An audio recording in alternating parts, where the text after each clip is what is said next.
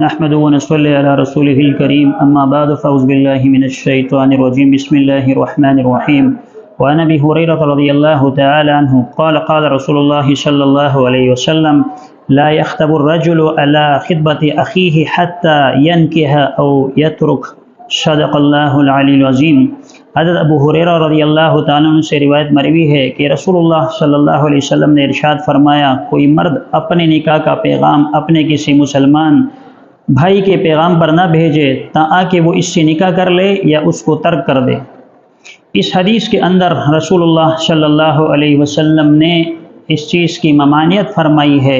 کہ کوئی شخص دوسرے شخص کے نکاح پر اپنے نکاح کو ترجیح نہ دے،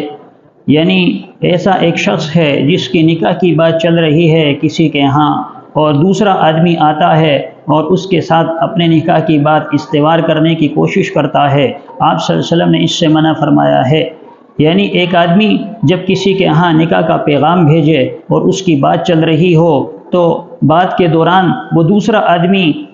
یہ کوشش نہ کرے کہ یہاں میرا نکاح ہو جائے۔ البتہ رسول اللہ صلی اللہ علیہ وسلم نے اس چیز کی اجازت دی ہے کہ اگر وہ شخص وہاں سے جہاں اس نے نکاح کا پیغام بھیجا ہے وہاں سے فارغ ہو جائے، یعنی اس کا نکاح اگر وہاں ہو جاتا ہے تو بہتر ہے، اور اگر وہ لوگ اسے چھوڑ دیں یعنی وہ لوگ اسے رشتہ نہ دیں تو اس صورت کے اندر وہ دوسرا آدمی یہاں وہ اپنے نکاح کی بات کر سکتا ہے اور اسے اپنے لیے جو ہے وہ جائز قرار دیا جا سکتا ہے۔ یعنی رسول اللہ صلی اللہ علیہ وسلم نے اس سے منع فرمایا ہے کہ کوئی شخص جو ہے وہ دوسری جہاں اس کی نکاح کی بات ہو رہی ہو اس کے اوپر ایک شخص آئے اور نکاح کرنے کے لیے وہاں کوشش اور جدوجہد کرے،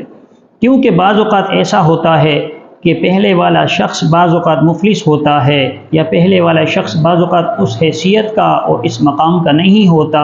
تو لوگ اس کے اندر کچھ تردد کرتے ہیں، شک کرتے ہیں، یا بعض اوقات اس کے بارے میں ان کا مشورہ ہو رہا ہوتا ہے تو نکاح کی بات تھوڑی سی اس میں تاخیر ہو جاتی ہے فیصلہ کرنے کے اندر یا مشورہ کرنے کے اندر، تو اسے اس کام سے فارغ ہو لینے دیجیے تاکہ وہ اس کام سے فارغ ہو جائے۔ تو دوسرا شخص جو اس سے نکاح کرے گا جب اس کی بات ختم ہو جائے، اگر اس کا نکاح ہو گیا تو ٹھیک، اگر اس کا نکاح نہیں ہوتا اور لڑکی والے اس سے رشتہ نہیں دیتے تو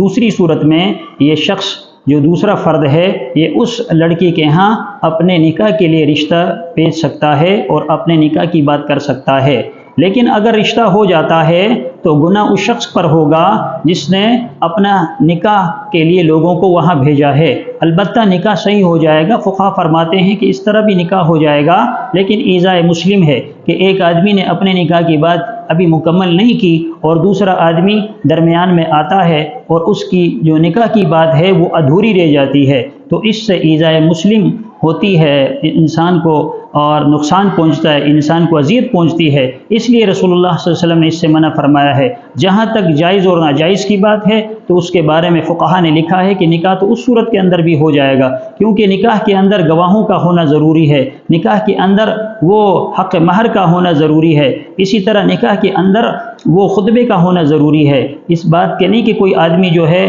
وہ اس سے خفا ہوتا ہے یا ناراض ہوتا ہے، لیکن رسول اللہ صلی اللہ علیہ وسلم نے فرمایا کہ اگر تم ایسا کرو گے تو اس سے تمہارے دوسرے مسلمان بھائی کو اذیت اور تکلیف پہنچ سکتی ہے،